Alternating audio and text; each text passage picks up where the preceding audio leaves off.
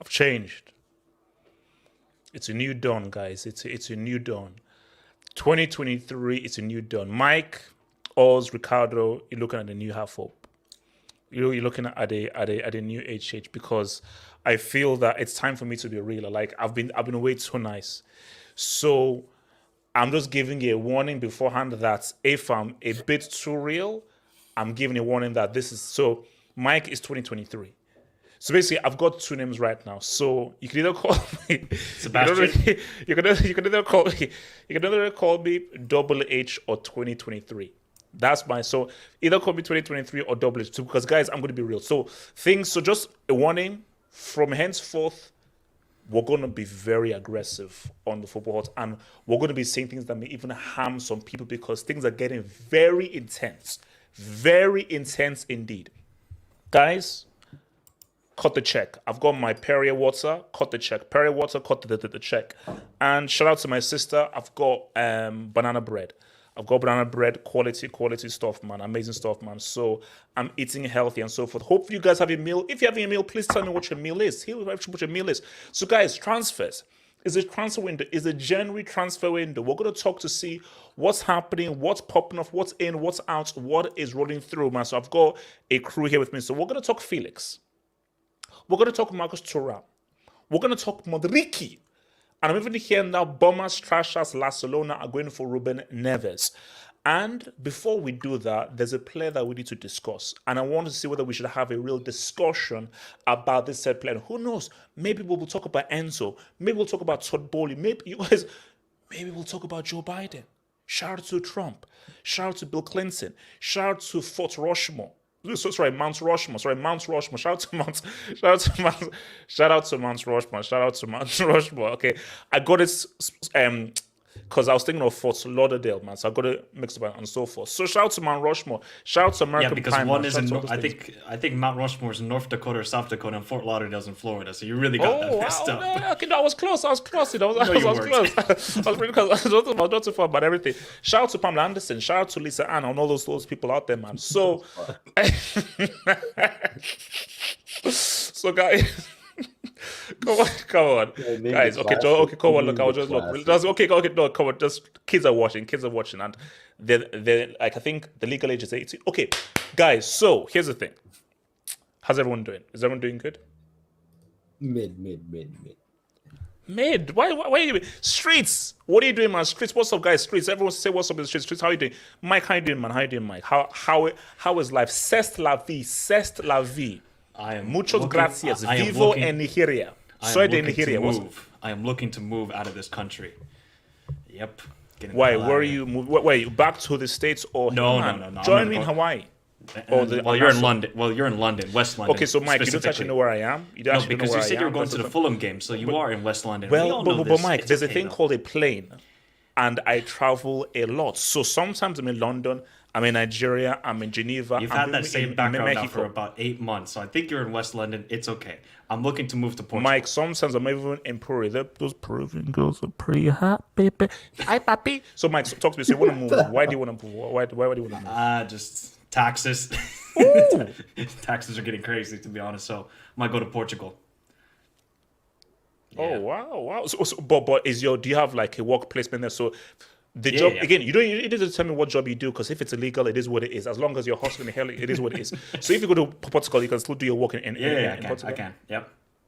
Then I can go watch Champions League games. I can go watch Sporting, Braga, all these teams. So Mike, all Not I'm too saying is far that from Mike, Madrid. just make sure that all those women are well paid because their job is legal.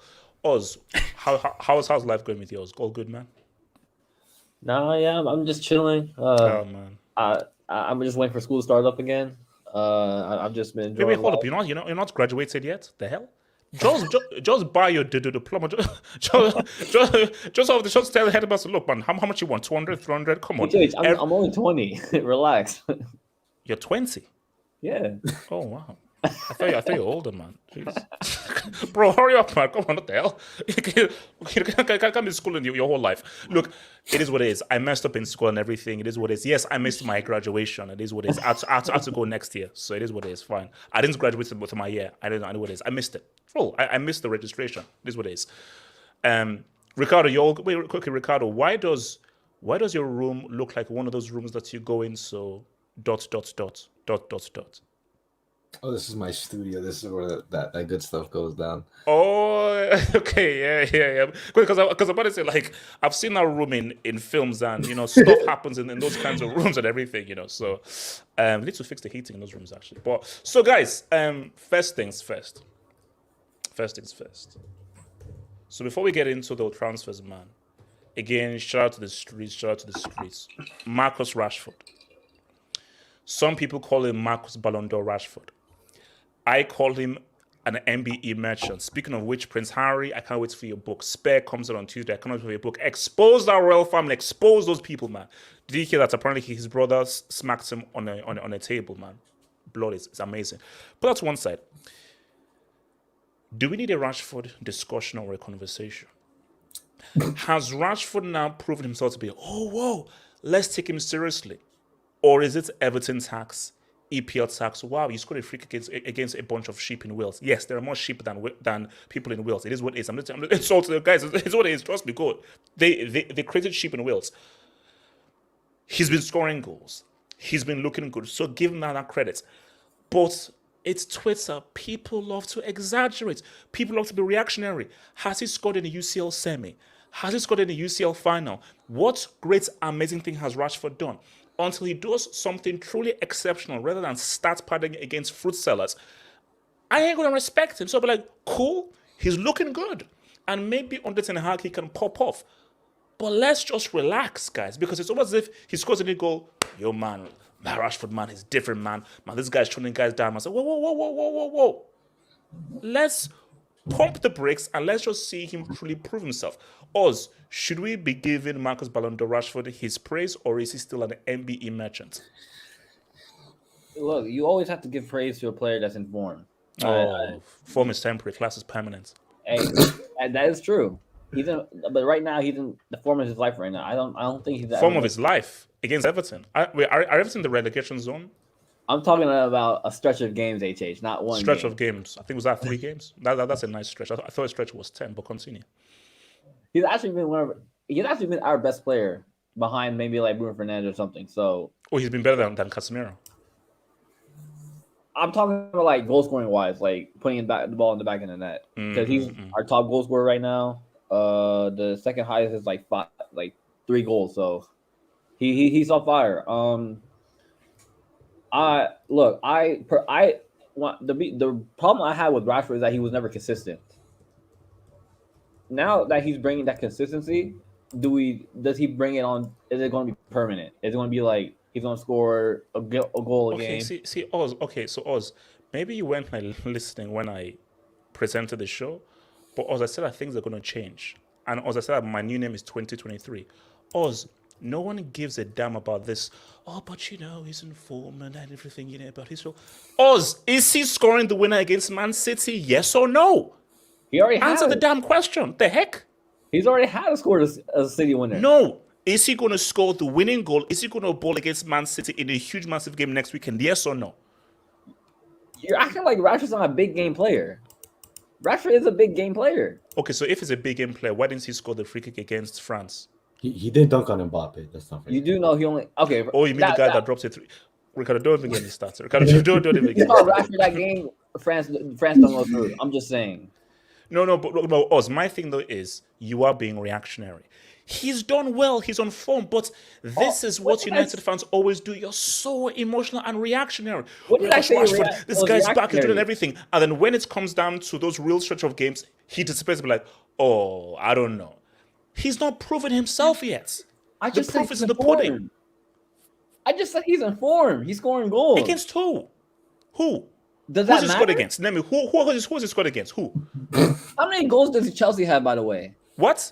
How many? No. We want to use it in 2021. Yeah, I know. less than Havertz Haaland, dunks less on than United. I know. We Why want doesn't to use that- it. How are you changing to Chelsea? I asked you a simple question. Who has Rashford scored against? We are waiting. The streets are waiting. The streets. He scored against Liverpool. He scored against Arsenal.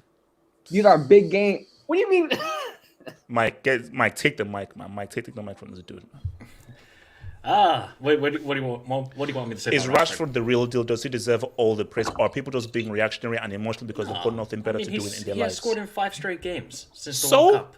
No. Relax. Okay, so let's look at the managers that Rashford has had in the last couple of seasons. Ole. Well, we know what Ole was. Mourinho.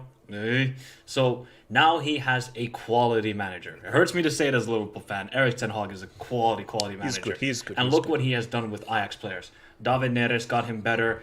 Quincy Promes, Jan Klaas Huntelaar, who was already old enough, Tadic, you name it, Kudus. He creates ballers, and now he has found the form for Rashford, and look what he's doing. Rashford might be a top 5 player in the Premier League right now. Right now, he is. He's dangerous. Okay, so When you go up against no. Man United, You the one said player top you're 5. afraid You of, said top 5. yes. You Right know now, that it's not about the season. It's talking about right now. Yes, I'm correct. Thank you very much. No, I'll continue. but here's a real. Mike, but here's a real question. Mike, you think it's slick? Here's a real question now to you, Mike. So you said Ten Hag is here. So Rashford has no excuse. So if Rashford doesn't play to his potential under Ten Hag, Okay, so We'll what do be you back think? here. What do you think is Rashford's potential then? I'll Like- ask you. how many diamonds are there in the rough? Who built the pyramids? So basically, you're asking me an impossible question. Did we land? Actually, no, we didn't land under the moon.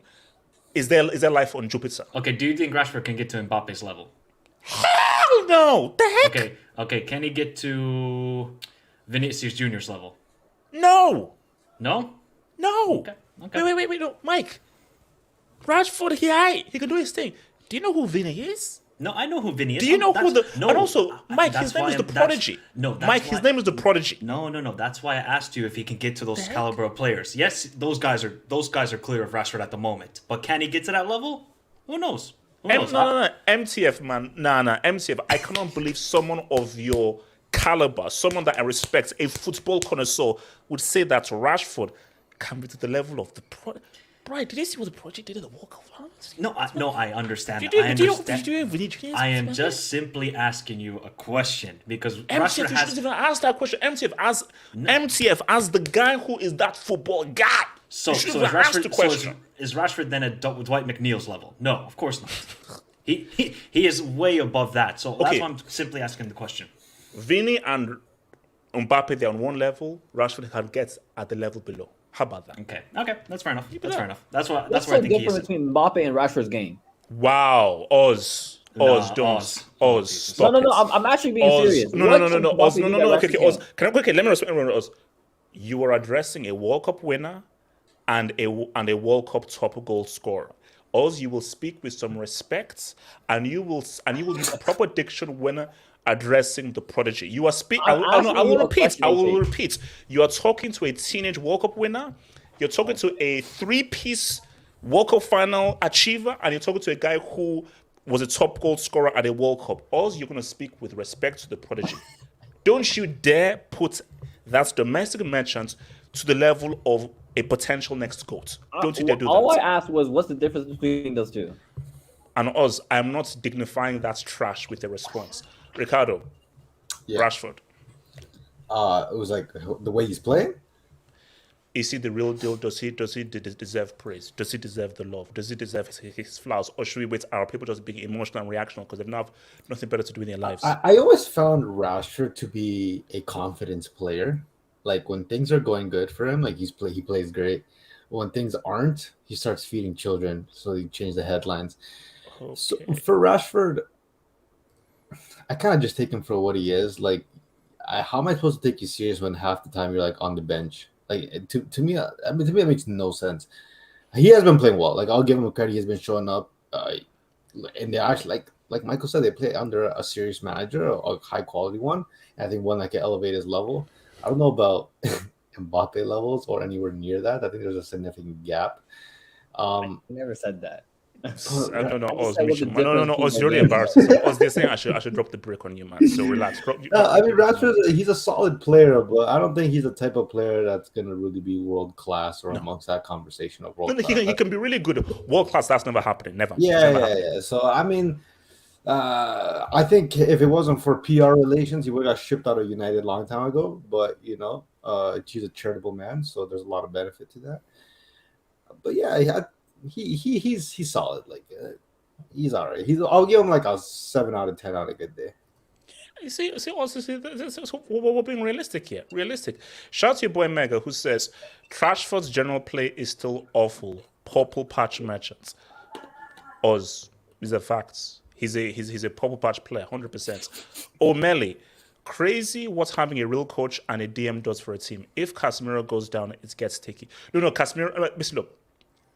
Shout out to Mike. Ten Hag is a quality coach. He's a quality manager. Obviously, we'll speak more about it with Felix. He's a great coach, and he's coaching the heck out of this team. And Casemiro is key. And as I've always said, and we'll get to this in the show, this is a key window. If United buy well, United are a threat. Are they even a title threat?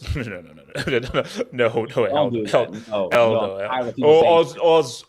Oz, don't be slick. I know deep down you're like, oh my gosh, we could maybe win the title or something. Maybe we're not winning no title, bro. This team is not good enough for that. Oz, I'm a savant.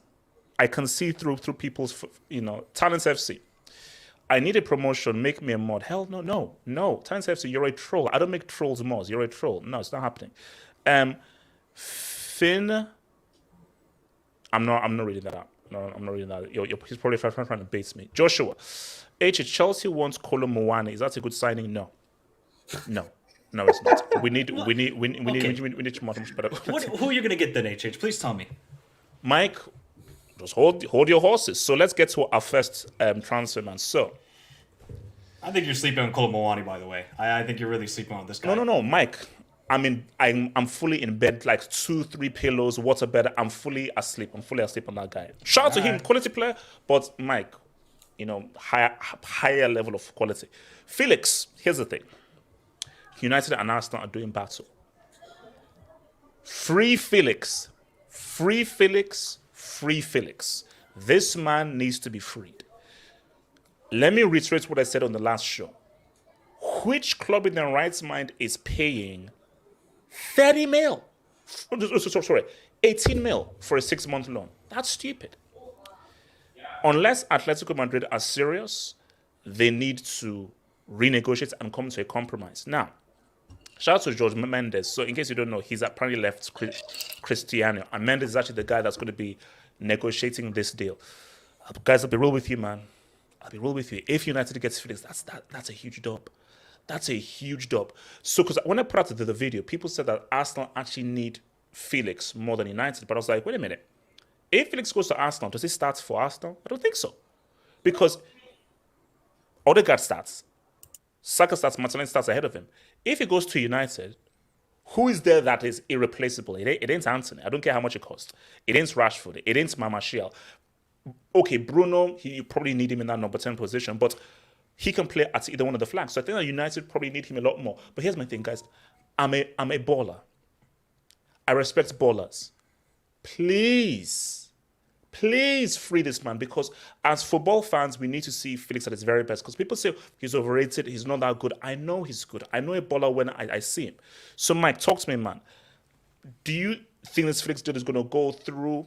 Is United the right place for him to pop off? If he goes to United, could this signing be a real, massive, huge signing for them? And how much do they need him? Is it the case of where maybe you should actually try to consider maybe like even a 15 or a 16 for 6 months, as crazy as that sounds? So wait, how much is the fee that they're discussing right now? So basically, what I heard, it was, because I think it went up. So let's just put it this way: it's in the region of 18 to like 21 million for 6 months, and they have to pay his wages. 18 to 21 million for 6. It's steep. No, that's why Mendes is saying that Atletico Madrid, that's not realistic. It's not realistic. Oh my God, these guys are actually prisoners. Okay, so I said it the other day. If United get Joao Felix, they're getting top 4. They're getting top 4. They play him at the false 9 role. He's better than Martial. Look, Martial, he's a purple patch player. Good for a couple games, terrible for the rest. That's Martial. Very talented player. I'm not sure Felix works in a false 9. Okay, but then the problem is you're not going to play him in the 10 because Bruno's there, and Bruno's been one of the very flanks. well. He can play in one of the flanks. Who? Martial? I mean, Felix or Fernandes? No, you can play Felix on one of the. Bro, let's be real with you. Is Bruno this super savant? If the number 10 is between Bruno and Felix, I'll put Felix in there. Who's the superior player? Okay, he's a superior player, but I think Fernandes has been actually very good this season under Ten Hag. And you see he's playing better now without a certain player that went to Saudi Arabia, so we'll discuss about that another day. So if Joao Felix goes to Manchester United, honestly, United, I heard they don't have money. If they pay 18 to 20 million for this guy, that is ludicrous. Absolutely ludicrous. What was it Patrick saying? You got to fix the toilets before you get new players. That's what you got to do. Well, you shouldn't really do that. You should be performing on the pitch, and that's where United should be. I don't want them to be there, but that's where they should be. They should be challenging for the title and challenging for Champions Leagues, but I think if Joao Felix goes to United under Eric Ten Hag, that is scary hours. I'm telling you right now, that is scary hours because we have seen Ten Hag do brilliant things with Tadic in the false 9 role. But does he work better for Arsenal? Does he work better for United? Who does he improve more? Because it's an interesting question. My pick is United, but he does well for both. But who do you think he improves more? I think he would improve more for United, although I think he would still ball out with Arsenal just looking at the way they play. I think possession style suits him very well. Quick passing, pressing. I think that's what Joao Felix needs. And, United do that as well. So I think he would be good at both clubs. Who needs him more? Definitely United. They need another player who can get the goals because that's been something that's been lacking for United all season, goal scoring. Rashford's been doing well, but nobody really else. Anthony hasn't really lived up to the price. So if they can get another guy who can get the goals, that will really help United get top 4. And also, Mike, we've not really seen Felix in a system that really suits him because you're judging him by this bomb-ass prisoner. We saw glimpses of it in Portugal. And bro, people say, he was crap in that Morocco game. He almost scored. Like, he almost scored. He almost did a little score. Yeah, but his overall game wasn't the greatest against Morocco. Mike, who was good in that game? Don't put it all. No, I know nobody was good in that game. His coach is Fernando Santos. What do you want him to do? Exactly, he's under two dinosaurs. My thing though is people coaching Felix. You're judging this guy under Fernando Santos and Simeone. Give me a break. Ten Hag is the literal polar opposites of those two managers, man. Ricardo, talk to me. Felix at United or Arsenal? What pops off more? I think Felix at United makes way more sense. They have a manager that actually likes to attack now. But looking at the position they're gonna need somebody in that middle because who are you really trusting? Martial? Like really? Who will always get injured eventually. So yeah, and I'm looking at their options, and I think it makes no sense for him to go to Arsenal either. It just sounds like why? Because Gabriel Jesus got injured. I mean, I don't really know how you're gonna play both of them, and I think it makes more sense for him to go United. And I think under Ten Hag, to be honest, I think he'll cook. To be honest, I don't see how. In terms of Premier League, maybe, well, actually not under Potter ball. That would make no sense. He might actually take him backwards. But yeah, you gotta relax, just chill. No, I gotta be honest because it might just be vibes at Chelsea at this point. But under United, Ricardo, we need all the help we could get. Ricardo, here's my thing. You see, this is the weird thing. If I was advising Joao Felix, don't go to Chelsea. But my selfish self, please come because I need some happiness. I need some positives in my life. Yeah, no, I think it makes far more sense for him to go to United. You probably get way more money too. But yeah, Splinter Ten Hag. Looking at the guys that are there, there's a lot of Portuguese-speaking players. You know, you got Anthony Casemiro, Bruno Fernandes, Diego Dalot. I'm probably sure there's other Tejas as well. I think it just makes way more sense for him to go to United, and yeah, they'll probably cook there. To be honest. Are they guaranteed top 4 if he moves? Okay, so Arsenal, City, You got Newcastle, Newcastle, you got Chelsea, you got Liverpool. well, Chelsea. Okay. Okay, Tottenham, no. Liverpool, it's tricky with Liverpool. I would Oh, come have on, to Mike, don't say, shake your head, man. Liverpool starts. dude, my thing is that I honestly did not think that Newcastle was going to do this well. That's my problem. And I think they're actually a solid team, very good defensively. I think, I don't know if like it's 4th or 5th, and they're just going to duke it out with Liverpool, in my opinion. Oz, is Felix your answer? Is he your savior? Is he your Moses? Is he your Batman? You know, is he your Hercules? So you have to take this into account that United defensively aren't that bad. Defensively, we're pretty solid. We only scored. This is how crazy it is. 3 games we conceded 12 goals. City, Brentford, and I think Brighton. So that just says a lot. But honestly, the problem with United is that we can't score. Does Felix change that? I'm not entirely sure because he doesn't. If he's creating for Rashford or a Marshall or for an Anthony, that's the issue. Because yeah, he can get goals, but things like you say that he creates them for them. It's not like Rashford and Anthony are that great at finishing either way. You have Martial who couldn't finish today, so I'm looking at a point where do United need Felix, and is he going to help United score goals? Because that's our main problem. And look, maybe Joao Felix might change his game at United and start scoring crazy goals for no reason. But in my opinion, that does not solve our main issue, which is scoring. And just because we get Felix doesn't mean we're guaranteed top 4. I don't think anybody's guaranteed anything. United are in the top 4 race, not in the title race. We're still very shaky, even with Ten Hag. It's not like United are playing out of the skin, like we're playing great football. We're still not that great. Ten Hag still needs time. So I'm not putting any pressure this season. If we don't get top 4, we get top 4. It doesn't really matter to me because I already knew at the beginning of the season this season's a write-off. But if we get top 4, great accomplishment. We move on to the next season.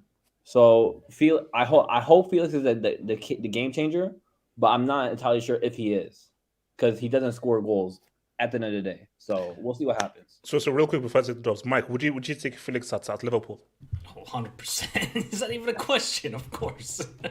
Come on, man. So who does he replace in the Liverpool team, or where do you play him? I mean, honestly, just stick him in the 10 role and he'll cook for us. We need somebody there who can dribble in space and actually can find a pass because none of our midfield can do that. Harvey Elliott, he would start over him immediately.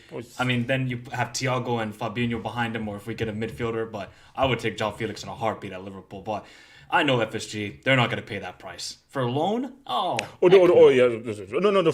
This is just fantasy thing. This is just for fantasy. Yeah, but I would love Felix at Liverpool, but, Cardo, would you take Felix at Barcelona? Shout out to Intercity, by the way. Yeah, no. Well, no, because we have Lewandowski. So, what's the point of Joao Felix? But isn't it okay? So who's your creative guy? Pedri? Is that your creative? Is that your brains? Do you have a creative person? He's definitely more creative than anybody at Chelsea combined. No, but we're talking about fit. So what does Chelsea always get? Is Pedri more creative than Joao Felix? Well, yes no, or no? we have multiple. No, the answer is no. Players. So, but Joao Felix, bro, there's only one problem with Joao Felix, and that's just consistency. To be honest, he could either be completely useless or unplayable in his day. And to be honest, no, thank you. I'd much rather take Lewandowski. So, yeah, no, you can have him. Bloody hater, man. Shout out to the panel. Oz, Mike, who is Hunt, and HH. All right, thank you. No, you went mentioned there. Who is Hunt? I don't know who the hell is Hunt. Antonio Barane, my Peruvian amigo. Rashi has been great lately, but Mbappe level, Kylian Mbappe is clear 100%. Oz is just a hater, man. Oz is just a. Did I say You're a hater. Level? You're a hater. I know. You're a hater. You're a hater. He's not Barca Madrid potential. He's all right. Yeah, look, man. I think he's referring to your boy Felix. Look, I'm just a Felix fan. No, I think he was referring to Rashford. I think. Of course, he isn't bloody thingy level. I said, so you basically, Oz, there's something wrong with you, man. Oz, it's people like you and the Yassir who freaking overrate that dude, man. I just said he's in form. I never said he was guys, playing. I need some advice. Oz, I know. I need some advice. Should Chelsea go in for Marcus Thuram? Yes. Facts. Okay, Oz, you answered it way too quickly. You needed to think a little more about that. So Chelsea, it's tough. It's getting very real right now, and this month is make or break. This month is make or break, because my feeling is Marcus Thuram. I remember when his dad played. His dad was an amazing player. I have his jersey, the Parma jersey, but I don't think, because people say, oh my gosh, Thuram can be a striker. Okay, fine. Who is creating for Thuram? Mounts? Jorginho? So who's creating for him? So the ball has to get to him. Because insult Aubameyang all he wants. He is making runs, but nobody is finding him. Everybody clowned Lukaku, but we all know that the Belgian Jedi wasn't at fault. It was the crap and useless that was around him. So Ricardo, Marcus Thuram, is this who Chelsea should go for, or should United rather go for him? And how highly do you rate him? I think he's a decent striker. He ain't a great striker. I think he's decent. But how are we rating Marcus Thuram? I actually think he's a solid player in terms of like the physical attributes and what he can give you up top. I do agree that PMP? for a little bit. Actually, not really. For it depends what you want. It seems like he's not definitely your first go-to guy. Like, that's for sure. Especially when you have guys like Felix on the market, you definitely don't want to like put all in on Marcus Thuram when there's guys like him on the market. But for Chelsea, I don't know. I think Chelsea need a player that's actually going to make a drastic difference, not one that's just going to be like, okay, well, we didn't get first best, so we'll take second best. There's no... Which is why the whole Mudryk thing doesn't make any sense, man. I don't know what's going on. So for... Ricardo, this is why I was trying to twerk for Neymar. I was twerking hard for Neymar, but no one listened to me, man. Neymar under Potter? Come on, man. That's Ricardo, you just said that a player to drastically change Chelsea. It's Neymar. Yeah, but you got Potter still. Like you still got Potter at the end of the day. You know. So now it's Potter. So it's went from Potter to Potter. Potter. He doesn't even deserve to be English, and that's how little respect I already have. But shout out. Was that chick's name? Hermione or whatever that chick is called. Yeah, I don't know. Like, I mean, he might be Thuram though.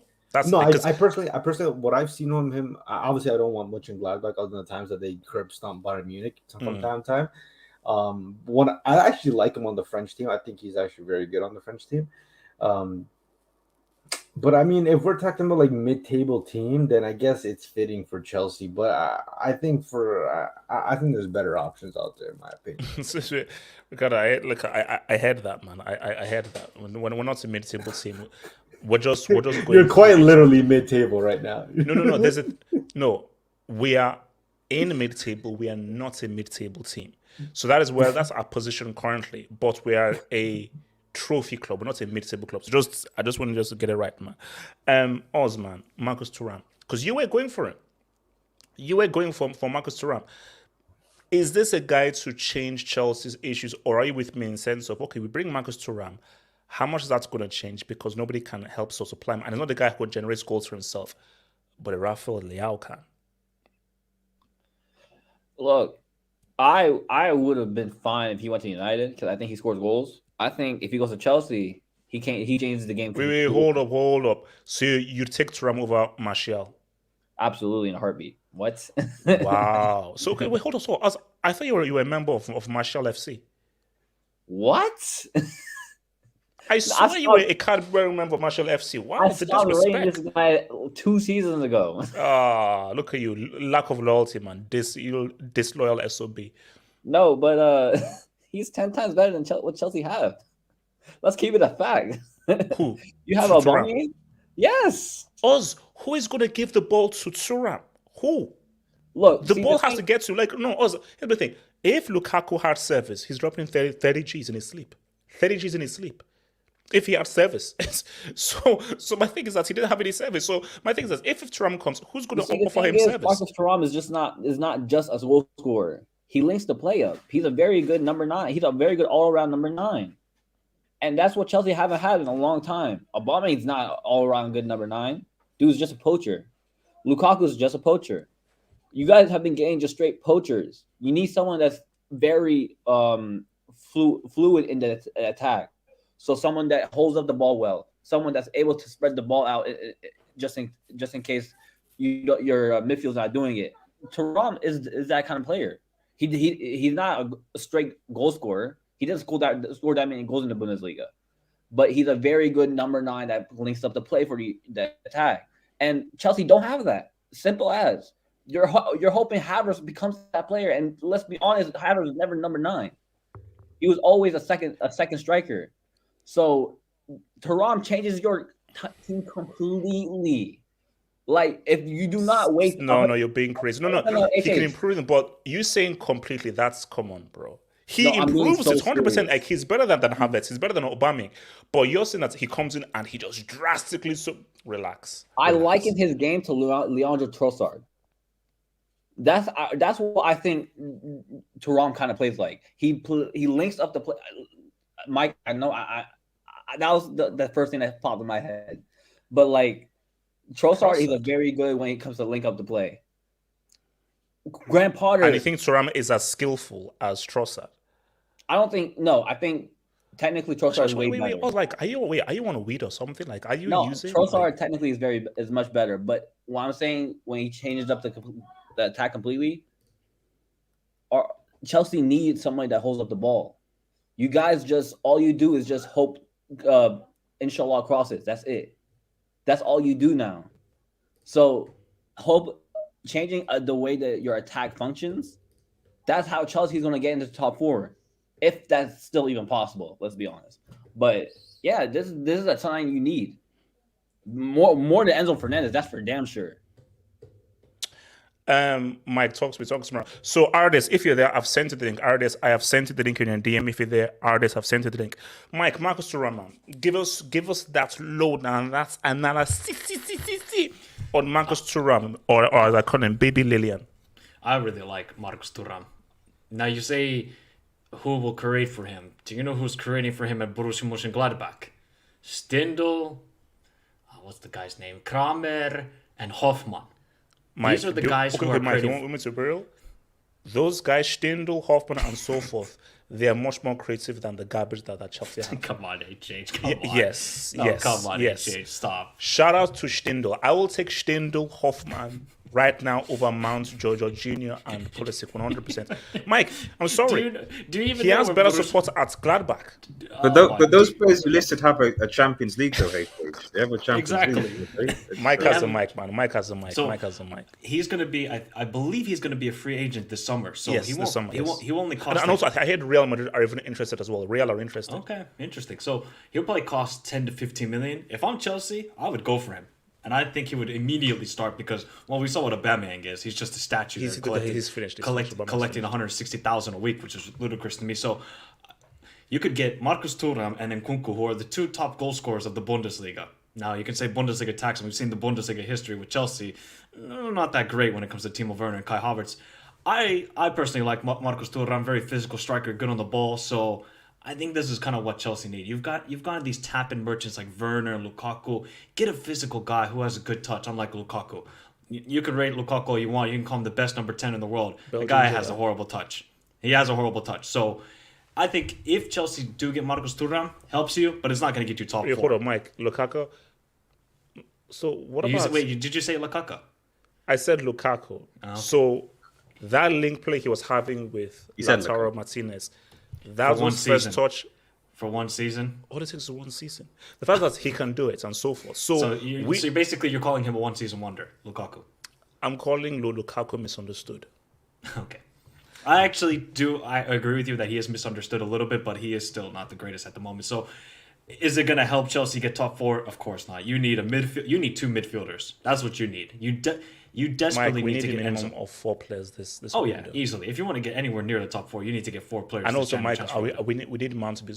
Mike, Mount Alcantara swap. What are we saying?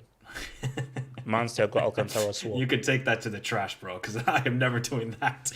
No, Mike. Okay, Mike. Let's talk. Mike, let's talk. I might actually just never watch the Liverpool game again. Mike, let's talk. Mount gives his English, so it has with the English quarter. He runs, he gives an effort, and he gives energy, and he can make a pass as he did in that UCL final. You know what's funny, HH? Klopp would actually like that. That's the scary part. He likes runners, and that would scare the hell out of me. Mike, let's do a deal. Alcantara, Mounts, let's make it happen. I think that's it. We both win. Because you get what you want. No. We do not both win. You maybe win. We definitely lose big time. And I don't want any Mike, part of M&M. you're saying Mounts doesn't improve Liverpool? No, hell no. We'll probably be Is mid-table. it, Mike, you're just hating. You're hating. We're just going to be... Oh, now I'm hating. No, Mike, you're hating.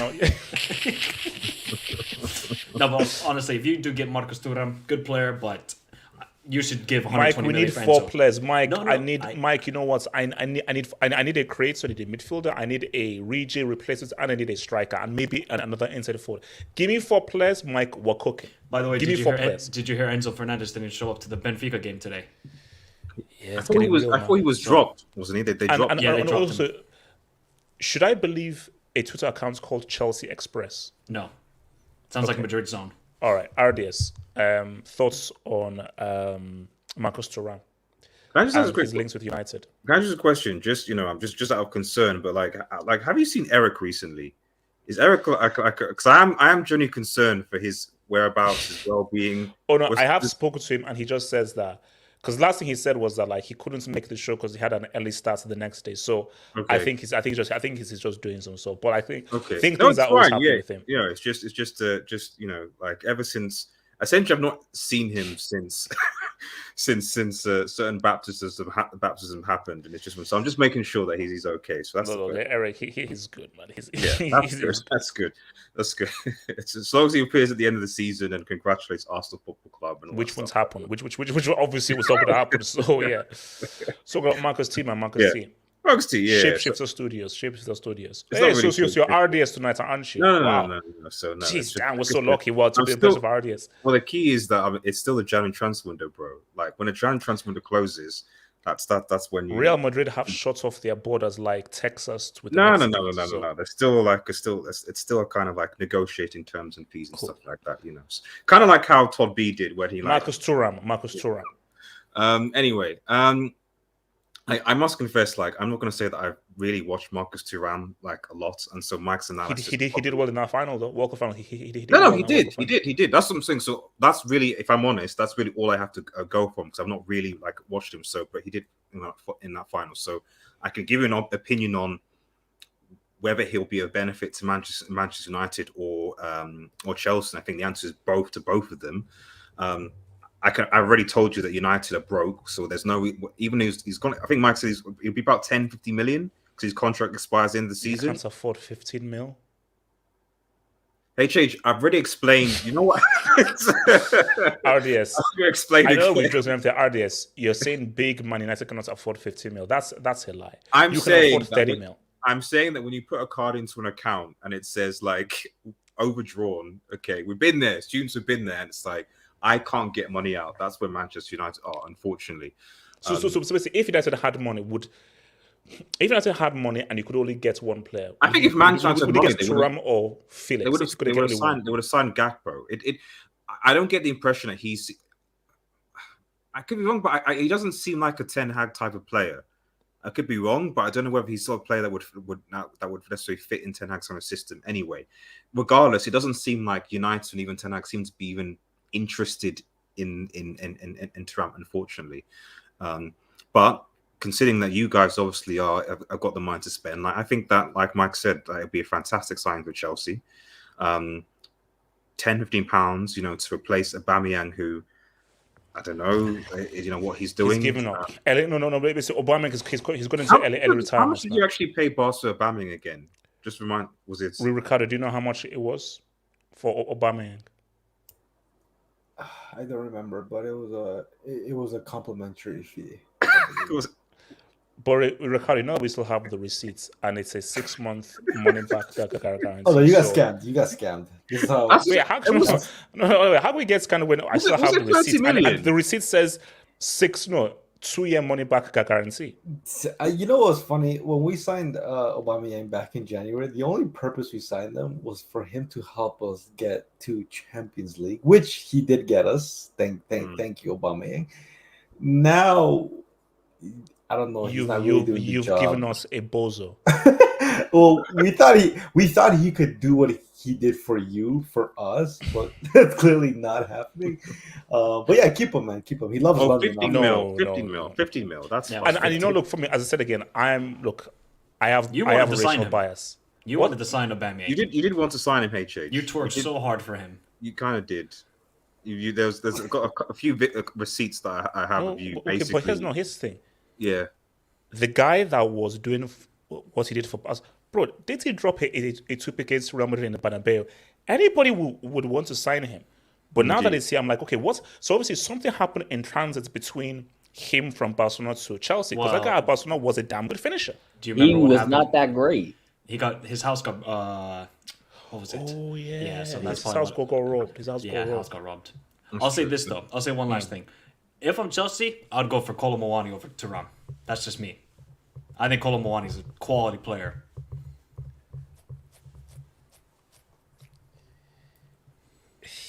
Why is that a problem, HH?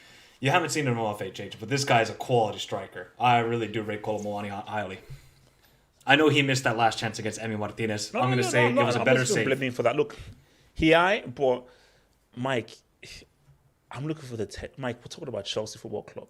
Mike, we're talking about the second. No, trust me, Mike, this we're guy's talking got about the sauce. second biggest club in football. I mean, I don't know how the panel agrees with that, but they do. Mike, we go for the Neymars, the Messis, the Endricks. You don't, the though. Musialas. That's our level. So, but you don't, though. If you did, like you see, Mike, with all due respect, if you did, why is your team worse now? Muani isn't Chelsea level. He's not Chelsea level. Like the level is too high. So no, the level is Mount. He's good, but come on, like no, but the level is Mount though. That's the level, isn't it? No, Chelsea's level is Conor Gallagher. Yeah. So Mike, as I was like, Mike, Muani, he's not Chelsea. Like Chelsea, like world class, like top. Can you name me the world class players? Can you name us the world class players at Chelsea right now? Thiago Silva. That's it. Who's arguably one of the best defenders in the world. That's it. One player. Okay, so anyone else? So let's deal with the latest here. Okay, guys, I want to ask this again. Is Mudryk worth all this hassle? This Mikhail Mudryk dude. Because every time I go onto Twitter, Mudryk. Now, latest. I don't know how much to read into this. So he liked an Arsenal post on Instagram that said free Mudryk. And he actually liked the image. So maybe that means something. My issue with Chelsea is, are you going for Mudryk because you want him, or are you going with him because in case the Enzo deal falls through? Because Chelsea says that they will match Arsenal's offer or even improve upon it, but Mudryk doesn't want to go to Chelsea. He wants to go to Arsenal. So Arsenal is where he wants to go to, and that's my thing here. But Ricardo, you were shaking your head. You said, so you don't think that Mudryk is worth all this hype? You think that he's for Fugazi, but Arteta wants him. I didn't say he's fugazi. But he's trash. That's what you're saying. No, he's not trash. He's a decent player. Like I mean, at the end of the day, highlights can make anybody look like Maradona. But like, Bro, he didn't do that with Darwin Núñez because those are Darwin Núñez highlights, and those highlights was The Exorcist. So Look, with this guy, like he plays a Shakhtar Donetsk, right? I believe that's in Shakhtar. Shakhtar Donetsk game. How many times have we seen a player come out of Shakhtar Donetsk and really hit at a world class level? Willian was pretty damn good. Willian was never world class. He was good. He was never world class. Fernandinho, Ramirez. Did he? No, I don't think Ramirez came. No, from Shakhtar. he came from Benfica, I think. Yeah. Yeah, and then like I remember the same thing. Well, not to the same level. Like I think the most exciting player that's come out of Shakhtar Donetsk, like in a long time was I remember when it was Douglas Costa when he went to Bayern Munich. Yeah, and like don't get me fair, he was cooking it in Bundesliga. Bro, I said the guy was underrated, man. That guy did some stuff. Man. Like he was proper Brazilian, but apart from Fernandinho, fair, he did well as well. But I don't know. Like he's one of those players. Did they make Mkhitaryan come from Shakhtar? Yeah, what else rates him? No rates him. I mean, no. When he went to Dortmund, when he went from to Dortmund, yeah, he's good at Shakhtar. What about Fred, guys? He came from Shakhtar. Who? Fred. Hold on, Mike, not the Brazil Fred. Yeah, he came from. Not the 7-1 Fred. No, not the striker, the midfielder for Manchester United. Fred Flintstone. Oh, okay. Yes, Fred Flintstone. But with Mudryk, is that his name? I'm not gonna call him Mudryk. I'm not gonna pronounce that. People are calling him Modric. I'm not gonna call him. I'm not gonna call him. Maybe say he's Mudryki. Okay, well, Mudryk. Mud. We'll call him Mud. Wow. Oric. Wow. Like he looks decent. He looks decent. Maybe Arteta takes him to the next level. That would not surprise me. But that's because Arteta wants him. So because maybe if Arteta wants him, he sees something that no one else sees, which is what Klopp saw in Down. He's a visionary. At the end of the day, he's whatever. Like he's a quality player. Look, it's Prem tax. They're gonna overpay because they know they have money. So if it's only Prem clubs chasing you, if you're Shakhtar, you might as well just try to get everything you can out of these Premier League clubs. If he goes to Arsenal, I mean, look, this happens all the time when English clubs are battling for players. All fan bases, they're hyping him up. The moment he signs a contract to another team, the team that didn't get him, they're gonna trash on him. This happened with Gakpo. Nobody saw him go to. No one saw he was gonna go to Liverpool. And all of a sudden, all Manchester United fans are just like, "Oh, this guy's whatever," But they were completely gassing him up. Fans but you see it more so. You see it more so in the Premier League, just because there's going to be more than one team typically bidding for a single player. So I mean, you're going to see this from Chelsea fans, from Arsenal fans, So I mean, we'll see how it goes. I don't rate him that high. Yeah, I mean, my thing here is like Chelsea. What are you doing? See, Arsenal, they've been tracking him for a long time. Are Chelsea just doing this because they want to try to punk Arsenal, or do they really want him? Because my fear is Chelsea are just doing this because, like, hey, it's a sexy name. Let's just pump it. But have you actually properly been tracking him? I don't think so. You know what? I think with what's his face, Todd Bowley, he kind of just looks. He doesn't. I'll be honest. I don't think he knows what he's really doing. Like, I think he's just like, you know what? Okay, maybe if you just get the biggest names, the most talented players together, they'll cook. That's not how football. Isn't that what happens? Isn't that what happens? This dude is signing defenders on 7-year contracts. But isn't that what happens at like American sports leagues? Yeah, well, you can do it. You can do it in like basketball just because there's less players on the field. But when you need 11 players to be cohesive and on the same team, it's kind of impossible. But I mean, if you're gonna do it anyways, you have to get the very, very best, like the pinnacle of football. And if you're getting guys like the guys who Chelsea are getting, I mean, you can't expect to cook, man. But I feel like honestly, the funniest thing will be Todd B just gets all these players, they cross, they don't even get Conference League, and like he's just like, you know what? I clearly don't know what I'm doing. I'm out. I'm getting my shares out of this club. I failed clearly. I'm out. Oh man, happy days, man. So guys, what are we saying about Mudryk, man? Mike, man, what do you want? Do you want him? If Arsenal and Chelsea are going in for him and so forth, how do you see this ending? Because the situation is Chelsea, for whatever reason it is, say that they will match Arsenal offer or even increase it. But Mudryk says, I want Arsenal. So if you're Shakhtar, are you like, man, we're just going to take my money from Chelsea? Or like, hey, let's do rights by the player. What do you want? Yeah, it's going to be a sticky situation for Shakhtar because it clearly seems like the player wants to go to Arsenal. He's wearing all these jerseys. He's watching all the games. Liking Instagram posts. So if Mudryk wants to go to Arsenal, Shakhtar's just got to listen and just hunker down and say, you know what, we're going to take 60 million for him, which is already ridiculous to me. Like, Mudryk is a good player. He ain't no 60 million. They're just using the Antony strategy. But Mike, you said that though, and it's 60 million 2023. Is it the same as 60 million 20? Okay, but look at the league he's playing in. The Ukrainian league. Look at the competition he's playing against. Like, he balled out against Real Madrid. Fair enough. That's good. But Mudryk, I think Chelsea got to desperately sign him. Honestly, you guys need some attacking players. Like, you have Captain Crunch and Sterling on the wings. What are these guys going to do? Come on. It's not Captain America. I love Captain America, but he's Captain Crunch at the moment. The guy is just made out of cereal. So if you get Mudryk, that's going to be a big bonus, I think, for Chelsea. He would immediately start, give you some creativity, maybe some goal scoring, just cause a threat because you have no threat in your team whatsoever. If he goes to Arsenal, now they're building a squad. That's because look at Man City. Look who they brought off the bench to change the game. Grealish and Mahrez. What do Arsenal have off the bench?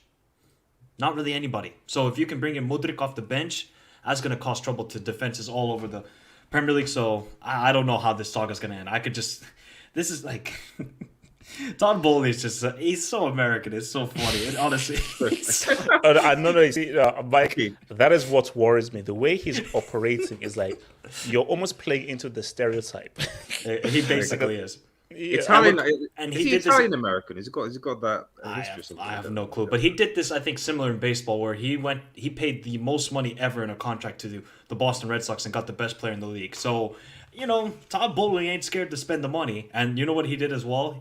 He had a manager. I think he was there for like 1 or 2 seasons. He did poorly. He sacked him, got a new manager in. So if you're Graham Potter, you're not in safe hands here. Even though you got a 5-year contract, it's not all good. So you don't know what to expect from Todd Bowley. This guy is just he's very American. So I wouldn't be surprised. He's like, you know what, 80 million, Shakhtar, take the money.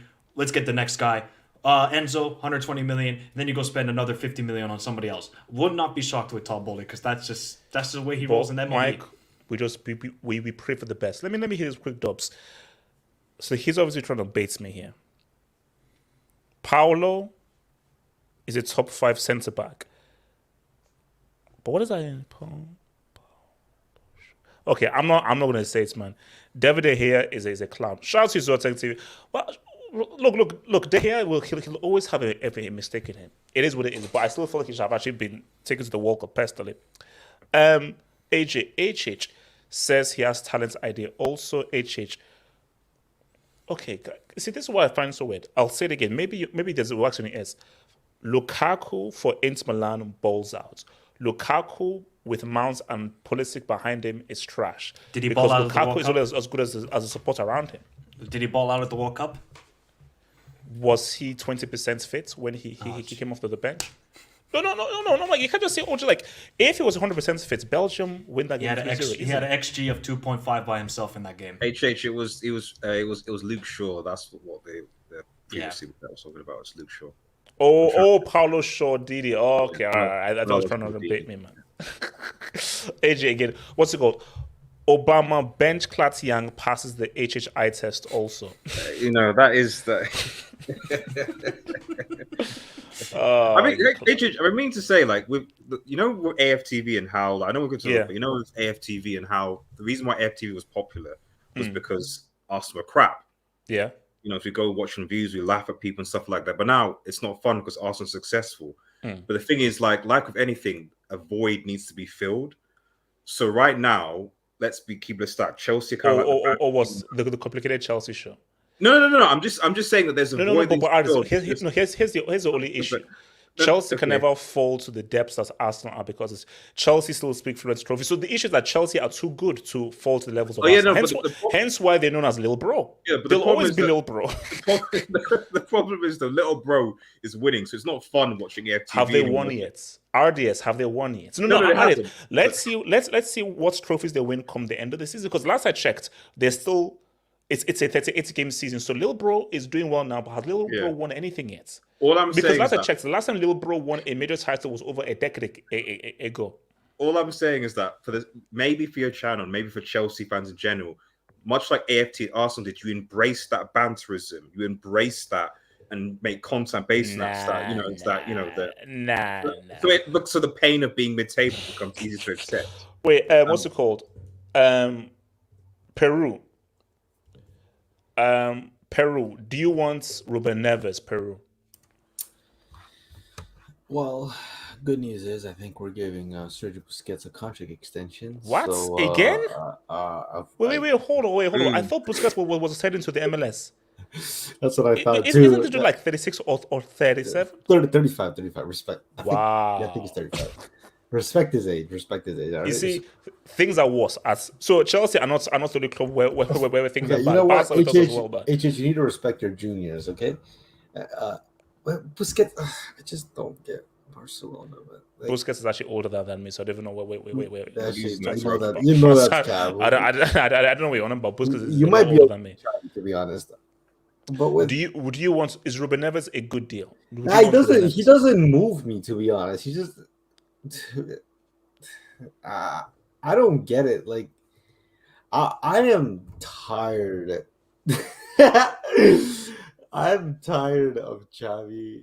I'm tired of Laporte Hub. Bro, I know. Ricardo say, this is what we need. You see, you were way too happy during that whole Argentina Messi thing. What we need, I don't this care, bro. this is wallow in the sun. See, now this is the realness that we like. Okay, yes, Sergio Busquets' salary at Barcelona is more than 20 million a season, and he does not want to take a salary reduction, but Xavi wants him to stay. Ricardo, response, react. Managing react. Barca are brickish. First things first. My love for football has faded ever since that World Cup. It's still there, but it's not as strong anymore. I feel like a fan. I've completed football. I'll let that first out there. Ricardo. Second thing. No, wait. What a pile of bullcrap. No, it's not. What did you do to achieve that World Cup? You did nothing to achieve that. Well, Ricardo, no, Ricardo, downplay. you are going to support Barca and you're No, I going to go will. with the good and bad times. I will, bro. When I supported trash is Barcelona, that? they weren't really that great until Ronaldinho came, and then he left. Before Ronaldinho left, it wasn't all great because we were like third place at Villarreal with him. But I've seen the best Barca. I've seen some of my favorite players. I've freaking. So what about what about Endrick? What about Musiala? No, what they're about... cool. I'll enjoy those guys. I think they're great players. But look, let's be honest. So basically, you're saying that in your lifetime, Barca will never reach the heights of from 2009 to 2012. To be honest, probably not. I mean, what club has? If we forget Barcelona, what club has? Maybe like Real Madrid in the 50s, even Real Madrid just like during the three-peat. Like, how many clubs have reached that level of success in history? Not many. So I can admit that even as a Barcelona, I'll never see Barcelona probably reach those levels in my own lifetime again. So I've seen the most historic Barca. I've seen Messi, probably the best player ever, along with Iniesta's, Suarez, the Xavi's. PK.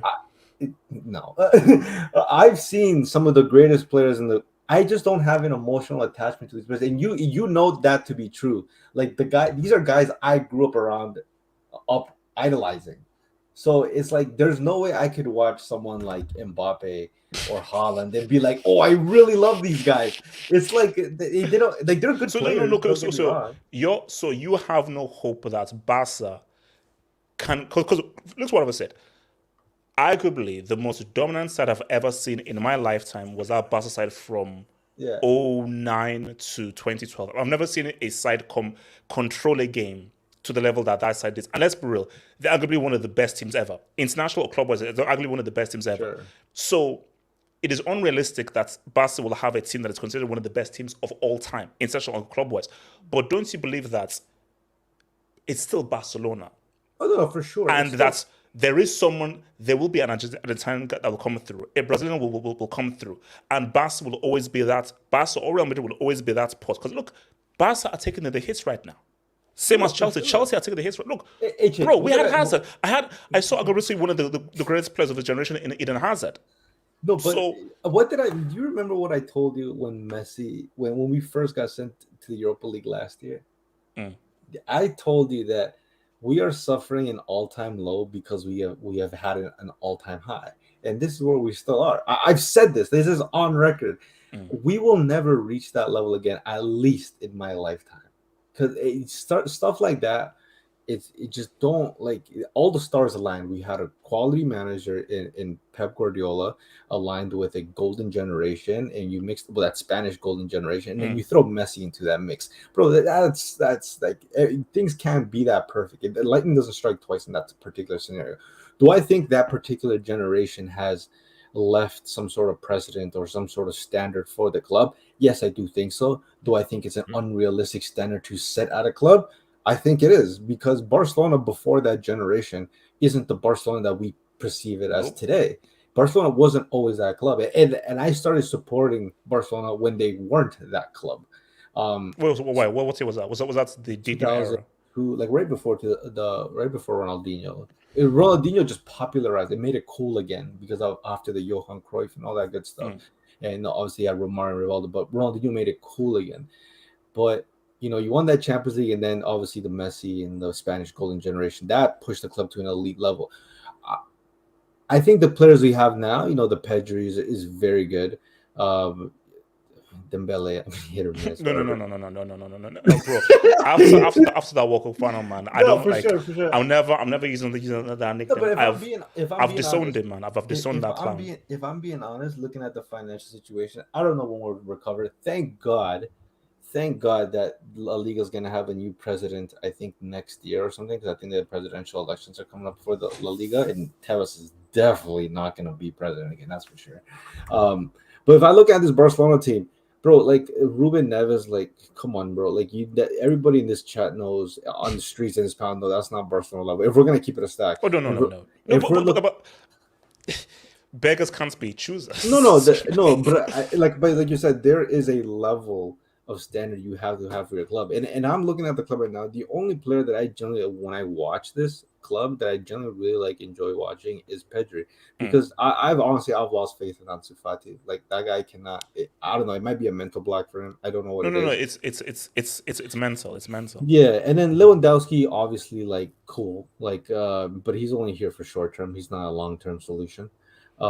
Thanks to him, because God forbid that if he didn't come to the club, because he had better options, if we're being honest. He could have gone to Liverpool, in my opinion. He could have gone to even PSG and been in a better situation. He could have even gone to Man City if they didn't get Holland. He had better situations, but at the end of the day, he wanted to come to Barcelona. Probably his wife wanted to live in Barcelona. But other than Pedri, I will say Alejandro Balde, who is a really good left back. He's very exciting to watch, but in Araujo, really those three players, the only three players I look forward to watching. Other than that, is looking kind of, but Ricardo, now you know the kind of pain I'm going through with Chelsea right now. Because see, Ricardo, at least you have Pedri. Chelsea, there's nobody. Yeah, Chelsea have nobody. So Ricardo, my thinking is this is a teachable moment right now, because Ricardo, bro, no fan had it better than a Barca fan in that time. In terms of success and quality of football and dominance. No one had it better than a Barca fan. But Ricardo, this is what life is about. Because Ricardo, however as bad as it is, you're still competing with Real Madrid in the title and so forth.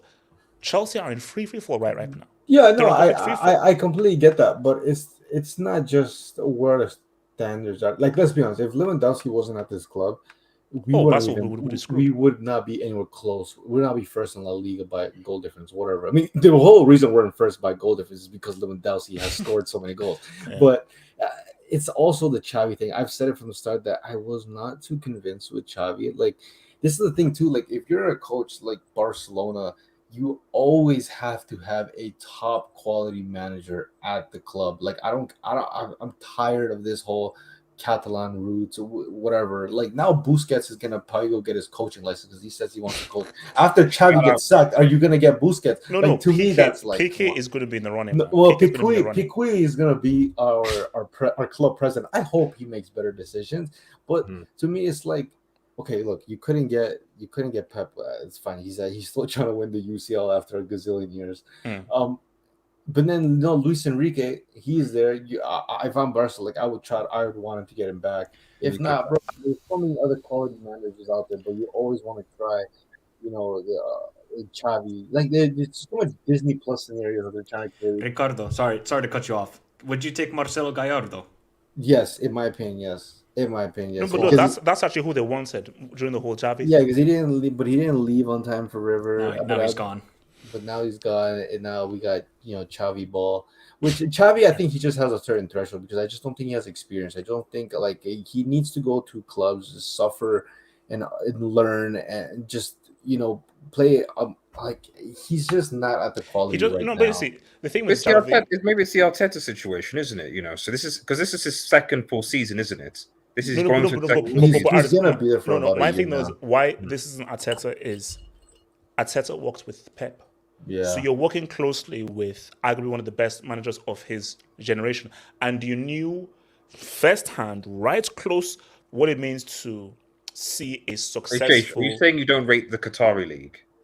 I do not rate the Qatari League. Now I rate the Saudi Pro League, but not the Qatari League. So but my issue there is that for Xavi, you're coming straight from the Qatari League to La Liga. Arteta, fine, no experience, but you worked closely in seeing how to build a historic winning team in the Premier League. It still took him three years to get there. So the point is that like, it's not that I get that, but it's not like Xavi is like, oh, I don't know how Barcelona runs, like all the environment, etc. Like, and it's not that Xavi's been. Xavi wasn't even Laporta's like go-to guy. Like I think when we look back on it, Laporta really didn't want Xavi, and this is from last summer.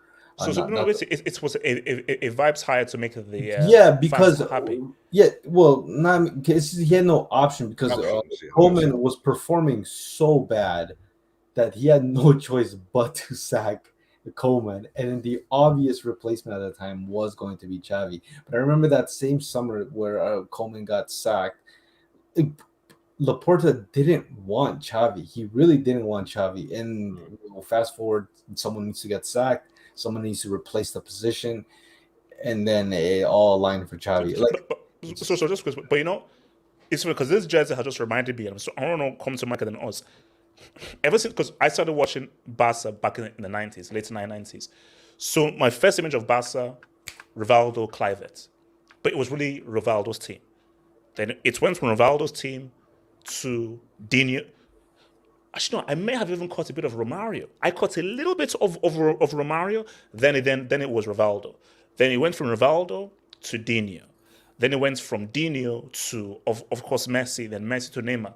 The issue with Barcelona is, for as long as I've known Barcelona, they've had that one truly exceptional, outstanding, dynamic player.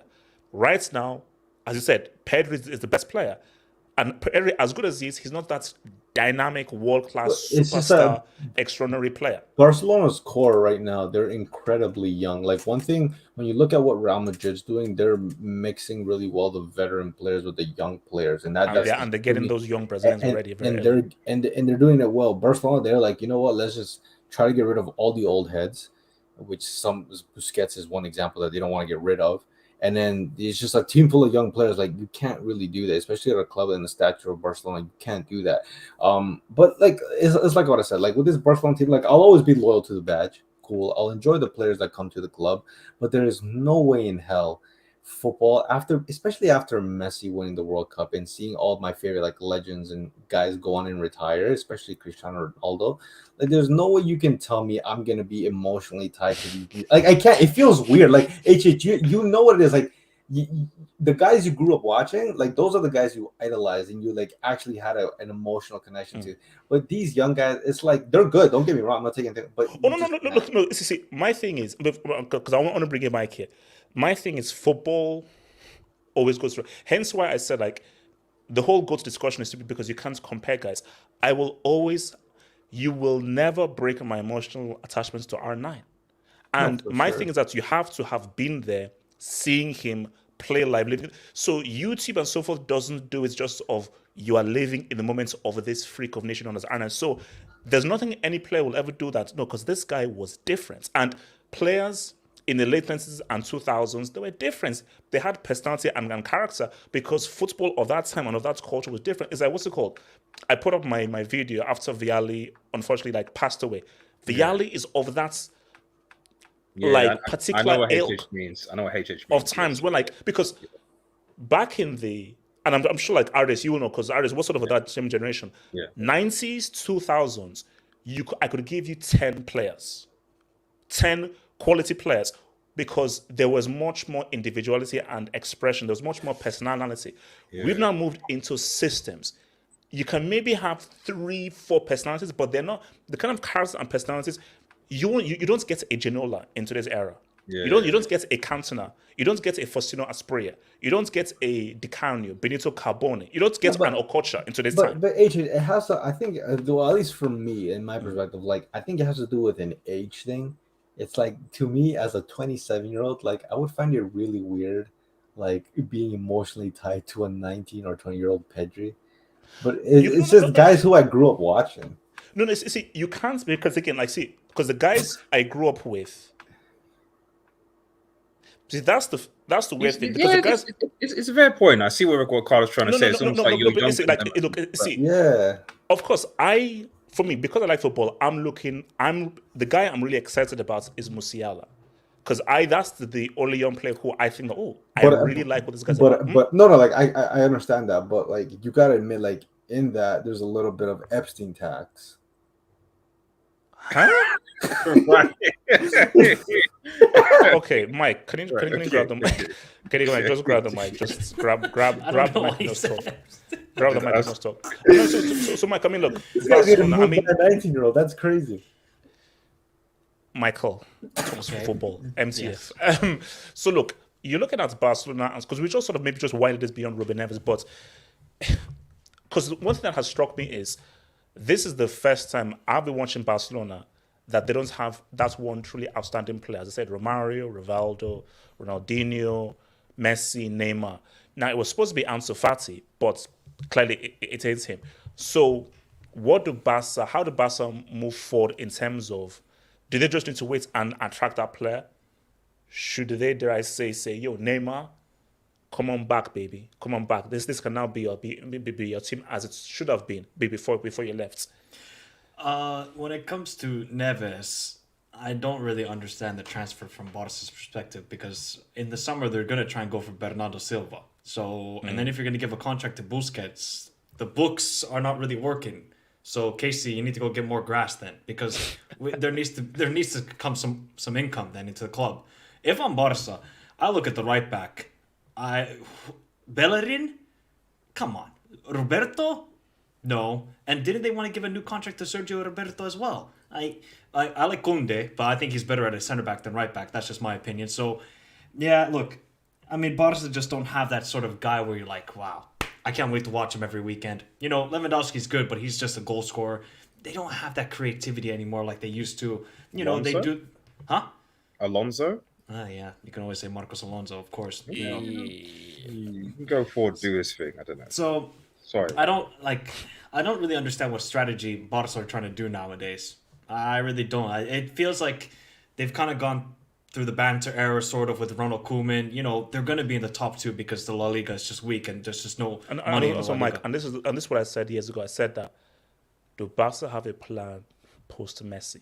No. And this was even before the whole talk. Because my thing, even if the whole Messi fiasco did not happen, Barca just assumed, Messi will retire, he'll be here forever. I said, wait a minute. Yep. Do you have a plan post Messi? Do you have a guy that's kind of an easy comment that once Messi leaves or goes, someone can easily take over? And I just think that the way that football world works was like, You're taking this guy for granted. You're taking Messi for granted. Oh, he'll always be here. He'll dribble. He'll create. He'll pass. And footballers say, "Oh, really? Let's create this mad scenario. Now, what you gonna do?" And now Barca have been in disarray ever since Messi has left because they took him for granted. And I said it years ago that you're taking, especially after that corner taken quickly season, you're taking homeboy for granted, man. Yep, exactly. And also, think about this: they didn't have a plan after Neymar. They tried to go with Dembele. What was he? 100 million didn't work out. Coutinho didn't work out. 150 million. Griezmann didn't work out. Cost what, 80 to 100 million. So they splashed the cash, but those players haven't worked with the system at all. And obviously that was with Messi. So Griezmann Coutinho was the Neymar money. Yes, and Dembele. Exactly. Because I don't think me because you had 200 million plus, and you wasted all of that. Yeah. Because literally, you had a world record fee that is still going to stand for years, and you wasted it. Yeah, exactly. Instead of wait on that money and wait until Hendrick or something like that. But yeah. Well, yeah, that's what I was going to say. I think they should have tried everything to get Hendrick, but it seemed like Real Madrid, they had the scout there already in South America who already got the likes of Vini and Rodrigo and Valverde. So I think Barcelona missed out on a big opportunity there. He could have been that sort of superstar Brazilian that, that's always been at Barcelona, but they didn't get him because Real Madrid were just quick enough to him. So I think, Barca, they'll compete for La Liga. They have a very good squad, but are they exciting to watch nowadays? No. Are they in the Europa League? Yes. So they might even lose to Manchester United. Then no, you're gonna lose. Mike, no. Bro, I'm real with you, bro. That match can go either way. Yeah, exactly. And who has like for me, I'm not giving Barca the dub. Sorry, going for you. And who has the better manager? Man United, by far. Erik ten Hag is a quality guy. Imagine if actually, you know what? Barca should have done everything to get Erik ten Hag. That's what they should have gone for. But obviously, they had Xavi at the time. So, yeah. So real quick. So basically, if Felix joins United, can he play in the Europa League or would he be cup tied? No, he wouldn't be because Atletico are in Champions League, so he could play in the Europa League. Atletico aren't even in European football, are they? So. Oh no, then the Europa League. Oh yeah. No, but they're not in the Europa League. They finished bottom, didn't they? Cup tying doesn't apply anymore, I believe. Yeah, because they can register a new squad, I believe, in February anyways. Oh, okay. Because obviously January transfer window. So, yeah, look, I mean, I don't know what Barca's plan is, to be honest. But like I said, they should go for a right back immediately. They need to get a new one. Because I like Balde. They need to get that right sided sorted. And maybe get rid of Dembele because, he's le loose. Yeah. We're still on for the treble though. So. That is true. Yeah. Although you did almost get knocked out by a SimCity squad, Ricardo. How do you almost lose to a SimCity squad? I'm still trying to figure that out. Man. That's what Xavi's not the truth. Do you know what's even more funny? The guy who scored a hat trick was a Barcelona academy player. Yeah. Artist man, Barca man, talk to me. Man. Nah, man. I actually think that people are overreacting with Barca. I'm not saying I'm trolling here, because I know people in the chat. People think, "Oh, he's trolling." No, I'm not. I mean, I think comes to what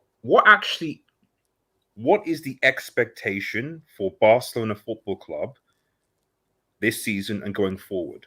What's the expectation? So okay, I accept the part of the expectation was probably win the league. Yeah, yes. I was going to say like progress in the Champions League, etc. So obviously, no. That was a massive L. After that summer, not getting through the groups. Yeah, exactly. That's a massive L. Yeah, so exactly. So I accept that. That's definitely a massive L. But if obviously Xavi comes second, wins league, etc., do you go on with him? The point I guess I'm trying to make is that my thing with Barca right now is just that I don't know. And this, I guess, has to be something that's resolved by the hierarchy. Like, what is their next 3 or 4 year plan? Like, is it that, as Ricardo was saying, that it's just all youth? Okay, fine, we're just going to invest in youth. We're going to invest in players like Gavi, like Pedro, etc., and just work with like the young manager, aka Xavi, and build from there. Is it that we want to win now? Okay, we need to get a more experienced coach. Maybe getting more, up and cupping players, incorporate them. There's no plan. Whatever it is, exactly. So if there's because if you're giving Busquets a new contract, then you have no plan. So if there is no plan, then you then have to think, okay, well, what is the expectation? So if the expectation for Xavi is that at the very least be competitive in one major competition, whether that's the Liga or the Champions League, and he's doing that, then there is no real reason to say, right, okay, we need to get Xavi on, move him on, etc. Because at least right now, anyway, he's not like Diego Simeone, who goodness knows what he's doing now at Atletico Madrid. He's always going to be there. So I don't necessarily think that there should be a rush to, unless there is a clear plan identified from the top bottom. I don't really see the rationale behind saying, right, Xavi, you should go and get the boot. And that's not being reverse psychology. That's me being saying that, like with Koeman, like with previous managers, if you're going to bring another manager in, yet you have no clear defined plan or vision, then you're just going to get the same mistakes. If that makes any sense, So I don't know. I like I said, look, I still think Barca have a chance against Manchester. Okay, wait. Let me just say. Can I say go one thing quickly? So I think with Barcelona, there's too much sentimental value. They want to keep the La Masia guys. Let's keep the Spanish guys. Maybe of a certain skin color as well. All this sort of stuff because. Like it just seems like Barca. Wait, I just had because I was midst of reading this, then I just had skin color. I was like, what? We're going racial. Well, he's giving. No. That's Ricardo's job to make those weird comments. I didn't know you're going on that as well. Because they're going for Busquets and Roberto. I mean, would you give the contract to these guys? Heck no. True. Yeah. So and there is a racial. So I think there's just too much sentimental value when it comes to Barcelona, and they got to stop it. I've seen it with my club, with Liverpool, and it's destroying us at the moment. So if you're Barca, don't do this. I know the path you will go down, and it's not a good path, even though you got quality players. So I want to take some dubs, and then I want to show an image that brings a tear to my eye, and it's an image that is quite frankly just sad. But we'll get there. Let me just finish first with this. We even struggle against third division. The pain is too much. Have hope. Okay, have faith, have hope, man. Quab, Barca made me love football, and I believe it will rise again. However, I have no faith in that bummer's piece of crap, Xavi. He wants to renew Bussi, Roberto, Alonso. It makes me sad. He should have never been hired.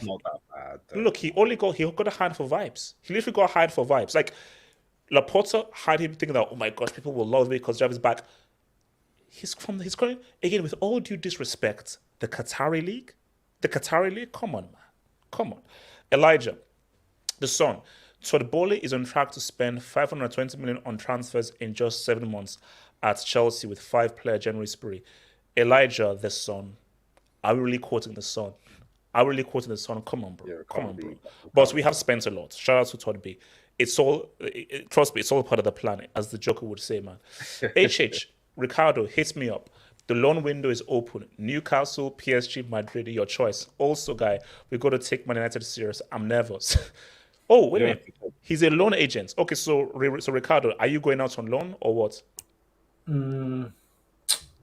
I've been thinking about this because Newcastle's been cooking. So and your boy Messi is at PSG, man. So yeah, no, it's just that no, forget PSG. But Newcastle, like they have a very strong domestic fan base. They might need an international fan base. And also Mike as well. It can be minus 12 degrees Celsius. They will always go out to bed chested fully, man. These guys feel that's completely something I'm totally used to. So I might just be a Jordy at the end of the season. Who knows? Bro, so Ricardo, there is light at the end of the football tunnel, but join this clown next to you, man. So what's it going to be? Like Mac Payardo or Mac Payume or whatever it's called. Okay, guys. I was trying to avoid this. And I really wanted to avoid this, but I can't. This is the saddest image I think I can think of. Is it a Belgian waffle? Knew it. Double cheeked up. I thought this was actually going to be Chelsea City FA Cup review, but no, this is worse actually. But would you still take him back? That's a good question. Would you with where Chelsea are right now, HH, would you take Eden Hazard back? He might be your most creative player. Guys, this is the saddest football story of all time. Like I think this is the saddest. Guys in the streets need to relax, man. Guys in the What do streets, you I think mean? you guys need to relax, man. Like thick. Did you think like, oh my God, Hazard, let's praise him? No, No, because of course. my thing though is you have basically, guys. Do you know who Frank Khalid is? You sometimes see him on Twitter. Basically, he is the most positive Chelsea fan out there. All this guy does is just post like positive Chelsea fans, and he's basically Oh, next to yeah, Chelsea I know, fans. So yeah. you must I've have seen seen him him, and yeah. so forth. I've seen him, Because yeah, this is what he posted, and so forth, and it just puts things into perspective. So it says, heartbreaking to watch what's happening to Eden Hazard at Real Madrid. Yeah. Guys, I don't even know what to say. He only has himself to blame. That's You it. still haven't answered the question whether you take him back. That's what we kind of really want to know. Whether you, with where Chelsea are, would you take Eden Hazard back at Chelsea? Wait, RDS, are you taking him back on the pitch or in the kitchen?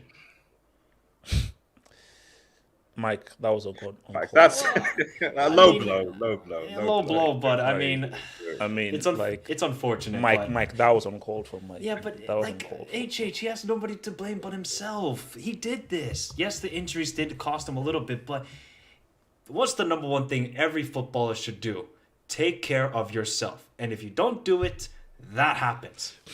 No, Mike. To be fair, Eden Hazard was living in England for how many years?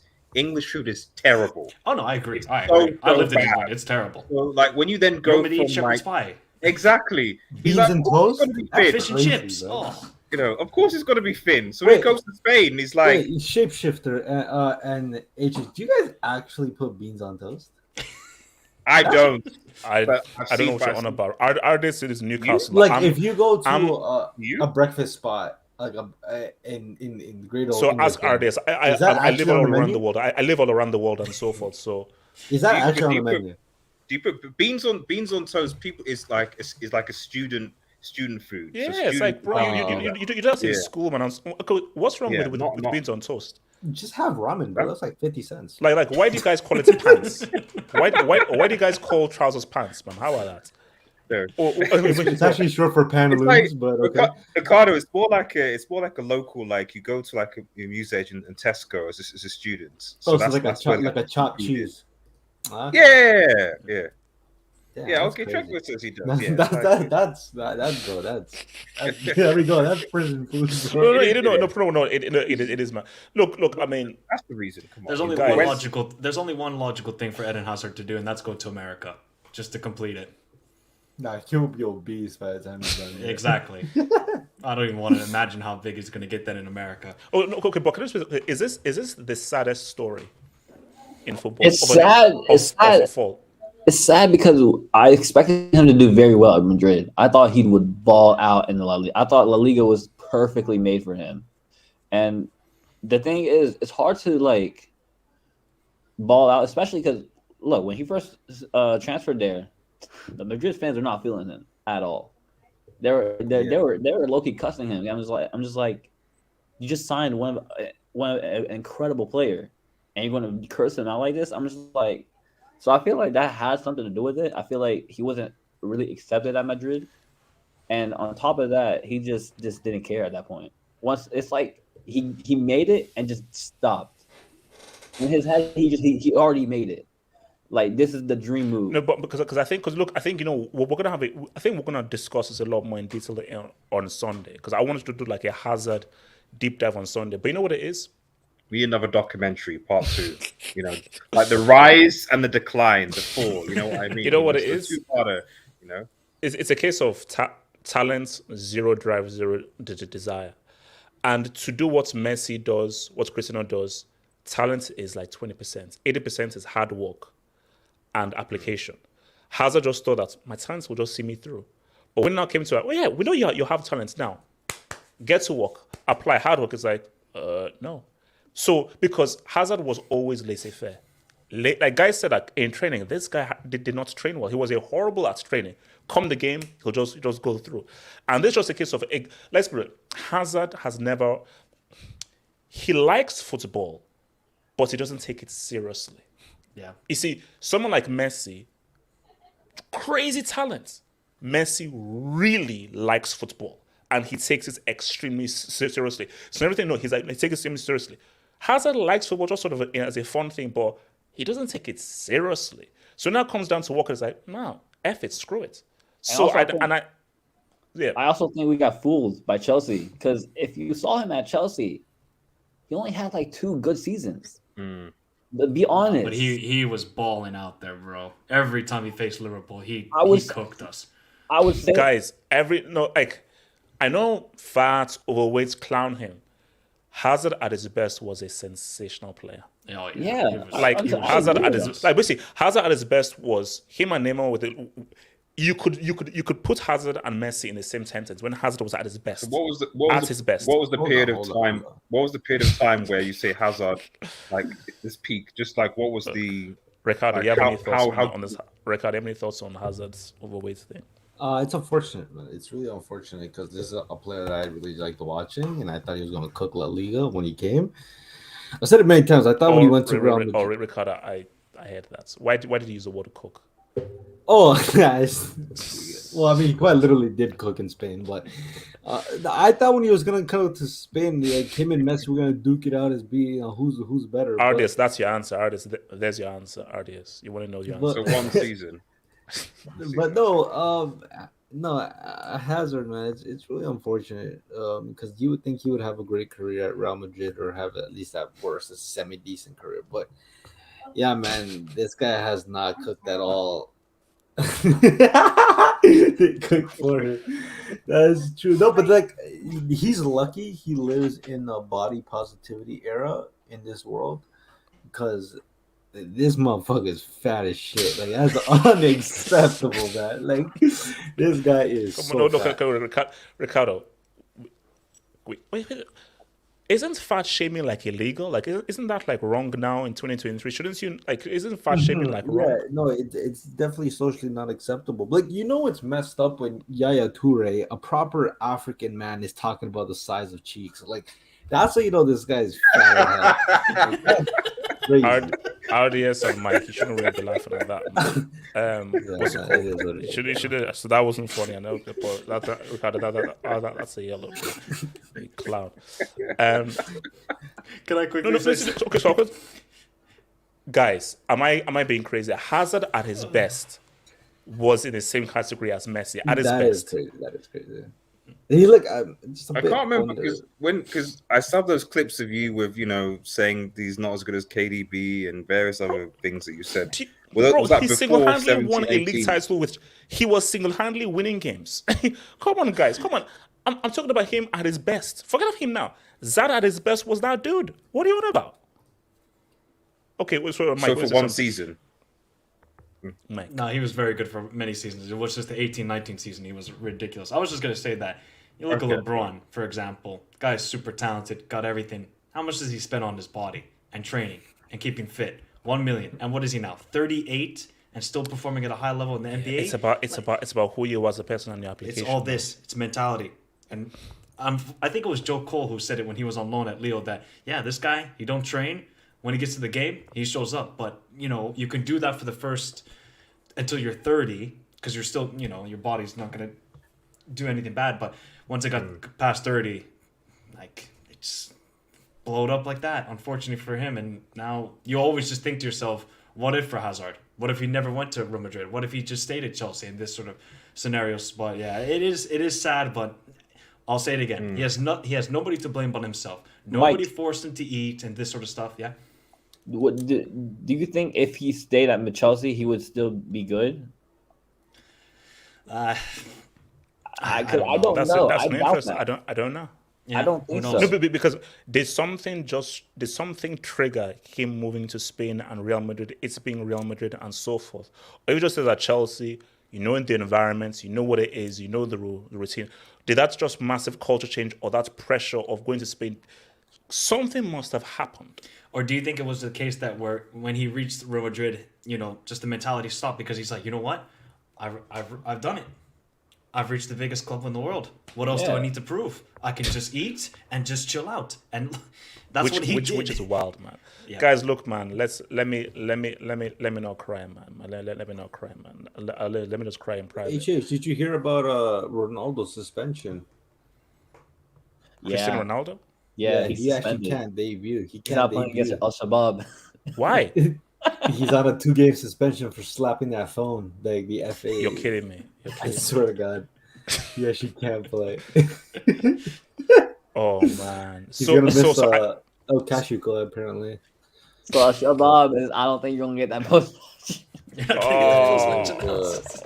What? Okay, look. I'm gonna recheck that because that just messed up my whole plans. I had a whole bloody Saudi Arabian Al Shabab. He was in the middle of the game training in like the locker room. Yeah, I saw that. You He still was watch he was it. just Still watch it. Wait, RDS, are you gonna watch it? You're a GOAT. Oh no, I'm tuning into the Cristiano debut. What, That's the- Saudi Pro League.